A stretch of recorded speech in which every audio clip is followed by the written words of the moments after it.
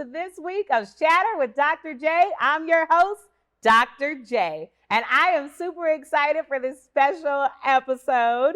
We are going to just chit chat and talk a little bit about what's been happening in 2019. I think that it is amazing to have an opinion. However, sometimes your opinion is not necessarily the popular opinion, but because this is my show and this is my season finale, that I'm going to give you just my 2 cents on what's been happening in pop culture. Khloe Kardashian hits her breaking point as Jordyn Woods sits down with Jada Pinkett Smith for her Red Table Talk interview. My world got destroyed while Jordyn is doing press interviews about it. Who the do you think you are? She can't call me to apologize. Not one time. She never called me one time after the Tuesday when she admitted what she did. And of course, I'm sorry and apologetic as much as I can be, and On Sunday night's episode of Keeping Up with the Kardashians, we finally see exactly what went down in the Kardashian camp ahead of Jordyn's interview with Jada, following the Tristan Thompson cheating scandal. Things got ugly, leaving momager Kris Jenner speechless. After she admitted to Khloe, Jada reached out to her before the sit-down. Don't back down, because these people have no loyalty to you. We are your tribe. I get it. You don't get it. I know I was trying to protect Khloe's heart. Yeah. She doesn't deserve this either. So, some of the exciting things that have happened this year have happened right before our eyes. It happened on social media, it happened on your TV screen, it happened on your computer screen. One of those is the story of Jordyn Woods and the Kardashians. Now, I know everybody's all over the place on it, but I'm just saying, I grew up and there was a certain thing called a friendship code, a girl code, if you will. And there are just certain things that you do not do. Now, everybody saw it play out, and, we may have our opinions on where Jordyn should have been, where she shouldn't have been. My take on it is that people can go wherever they feel like going. Matter of fact, if your man can be taken, he's not really your man. I think that wherever you want to spend your weekend, you can spend your weekend. If that's on the arm of a chair, if that's on a man's lap, whatever it is. And let's keep it all the way real. What family are we talking about again? The Kardashians. Sex sells, thighs sell, body sells. That's the whole thing. That's what they have us all wrapped up in anyways. So you want to say that you want to say what you would do, what you would not do. I say this: people do a lot of things for money, and it's all part of the game. She counted her checks. She counted her bills all the way in with the Kardashians, and she counted them all the way out. And now they have a new puppet in town, and we're going to love her and follow her and do everything that we did when they brought Jordyn around. And when they're ready, they'll toss her for the next big scandal. So quit being all up in arms about somebody, feeling bad for somebody and what they did to her. She got what she could while she was with the Kardashians, and she's still cashing out.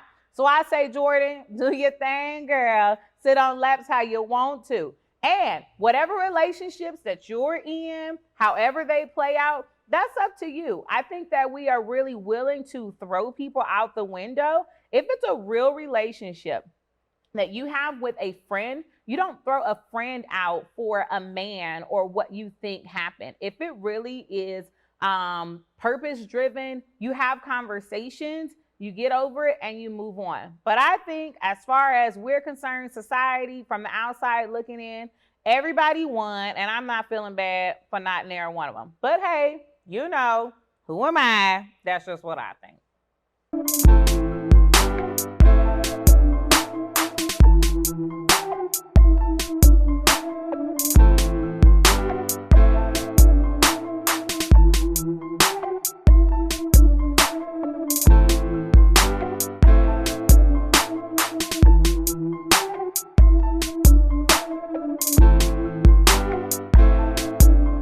I don't know how I'm feeling yet. I haven't had time to really process everything, but I'm just trying, like I said, out there to stay positive and to, look at all the bright things and all the good things and and just keep going forward with that.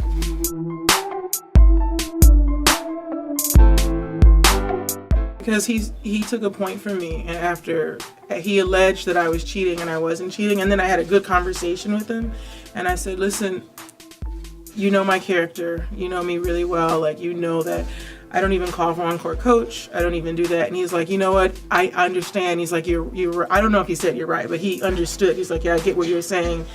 So we're going to call this a 2019 situation, but it kind of started at the end of 2018. You saw Serena, she had a little breakdown. Oh, Riri. You know, she lost the game, or it wasn't about her losing. It was about them saying that she cheated. She got really, really upset about it. And recently, this has come up again because she was crying at a match. I think that this literally is like an episode out of like the 50s. Because what we're doing here is we're perpetuating the emotions of women and completely magnifying them, making them something that just is not a thing. It's sports. We watch men all the time throw Gatorade, flip chairs over, flip off coaches, curse people out, hit people, pout, put the towel over their head and cry. And we call it passion because men are allowed to be passionate. And every time women's passion rises up, we turn it into some emotional thing. Cry, Serena, cry, girl. You're not a cheater and or you lost. Just cry. But everybody thinks she needs therapy. She needs this. She's being a sore loser. She's not being a good sport. And I'm watching like, do we see what we're perpetuating?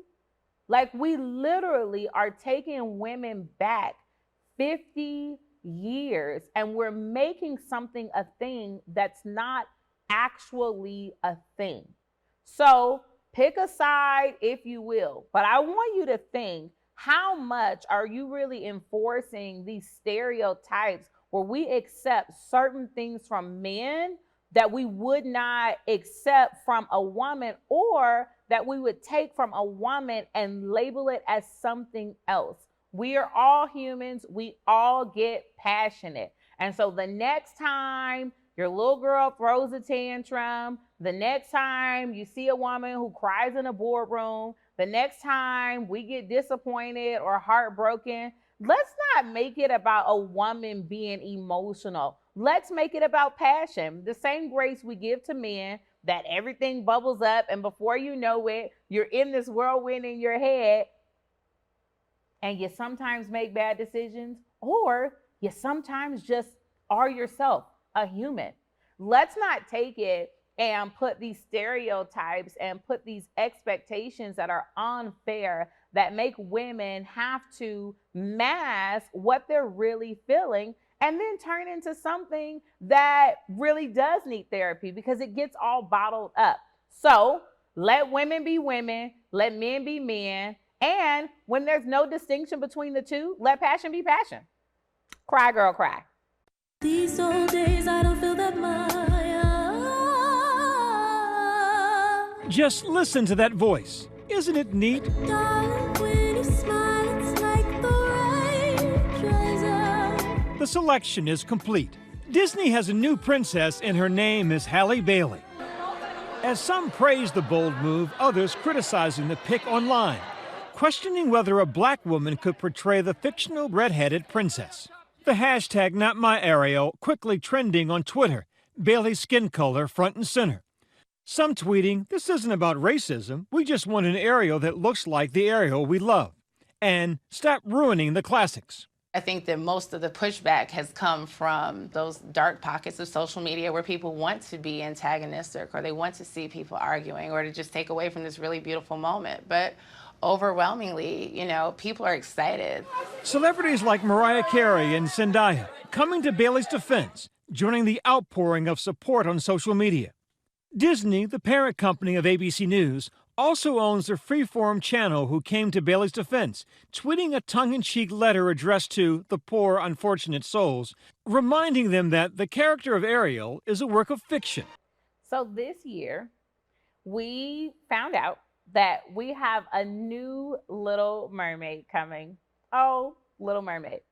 I would say this about Disney, period. I am not really a Disney fan. I like Disneyland, but Mr. Walt is one sick, twisted sucker.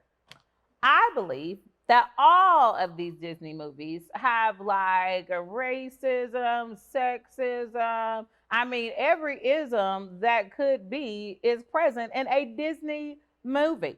So let me just say that to begin with. Okay, if you want to pick apart Disney, you can pick apart Disney. But back to the Little Mermaid. Everybody's excited because we are getting a black Little Mermaid.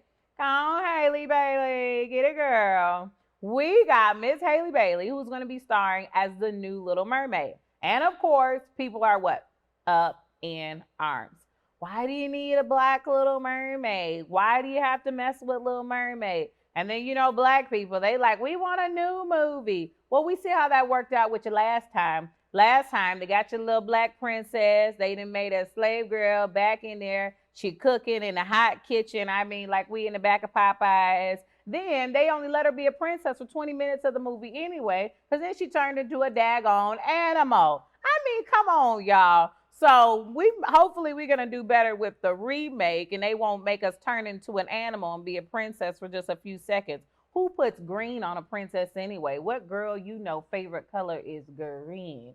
But anyways, we got Little Mermaid coming up. They say they're going to start production next year, 2020. We're going to see how this goes. I personally say take what you can. And if you're relying on Disney to do it for you, then guess what? You're going to be waiting a long time. If you need Disney to be the role model for young girls, we are the role models for our own girls. You create the movie, you create the space, you create the narrative. And whatever else somebody else is doing, take it or leave it. You don't want a Black Mermaid? Don't go see it. You do want a Black Mermaid? Clap it up for Haley Bailey. We're going to see how she does. The only thing I'm going to ask, listen, Saints, this is what I'm going to ask. When the movie comes out, please don't rail it. Please don't rail it. Because what you will find is while you don't need to rely on Disney to do it, if they do it, we have to give this sense that our culture is not bashing it so that they would never do it again. It's a foot or it's a step in the right direction. That's just my thought. I think that nothing's going to be perfect. Nothing about it. You already know how I feel about Princess Tiana. However, if they're taking an effort in the right direction, then support it. And if not, then I'll see you on the big screen. I'll see you in school finding out what you're supposed to be doing instead of just on social media talking smack. But that's my take on it. Hey, who am I? What do I know? Moving on to Lizzo. By chance you didn't see the VMAs, she performed 2 of her hit songs, Truth Hurts and Good as Hell.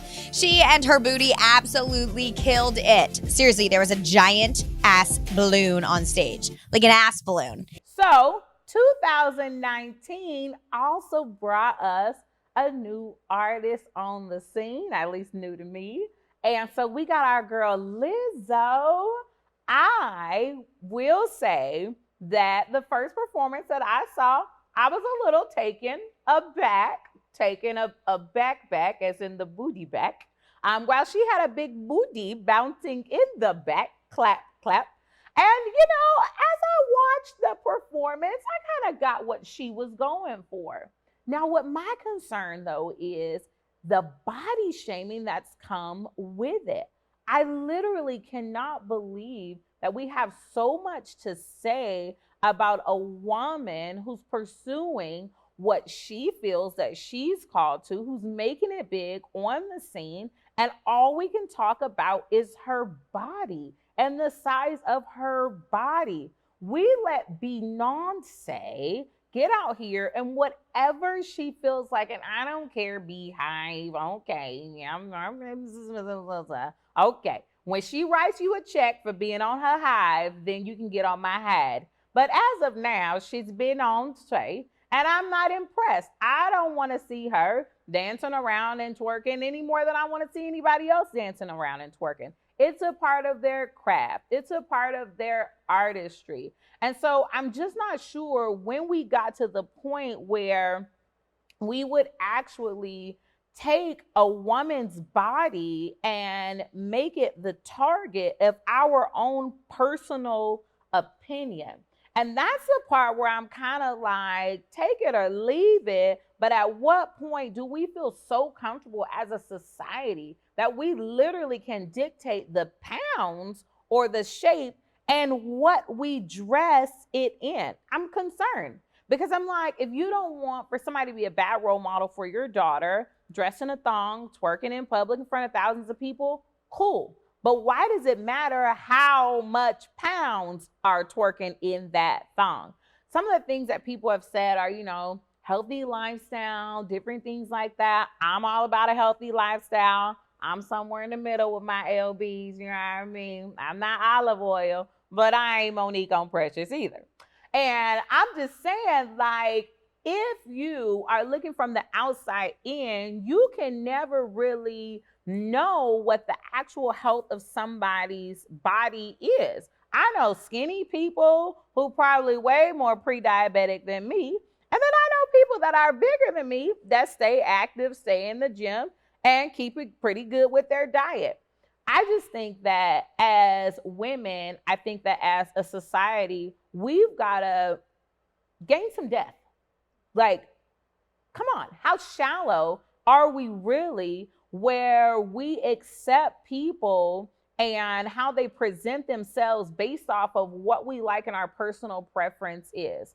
I say, Lizzo, you want to put your booty in a thong, you want to let your dancers' cheeks hang out, do you? That's part of your artistry. I personally don't really want to see it, any more than I want to see a skinny person doing it.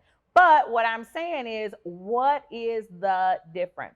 I think that a lot of times we let our own prejudice and the things that we feel about ourselves kind of taint it. I know people who are skinny fat. I know people who are fat skinny. I know people who have been on both sides of it. And a lot of times the stigma that comes along with it is really damaging to people and their self-esteem. So I say this, ladies, let's support each other. When somebody takes a risk, let's clap. When somebody takes a jump, let's clap. No matter how big or how small they are. So Lizzo, do you, girl. And I want you to be the healthiest. I want you to be the best you possible. And wherever that makes you fall on the scale, well, that's just that. Everybody else, you don't want to see it, don't look. And while you sitting there judging her, think about the last award show you were on, twerking in anything. Hey! And I think that's going to be your filter that you probably need to shift your focus and do something else. But hey, who am I? That's just what I think.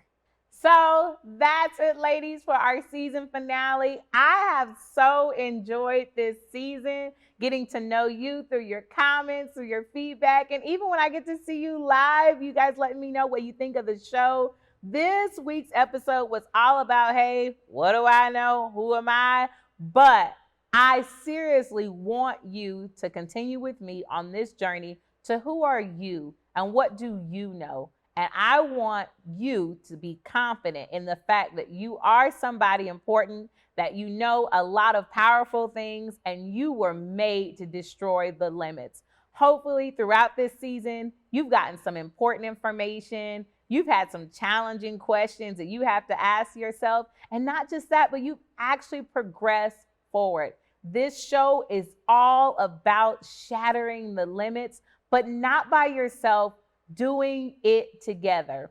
I want to hear from you. This is not it for Shatter with Dr. J. Season 2 is coming soon. I want you to like, I want you to comment and subscribe to Doing It with the Dumases.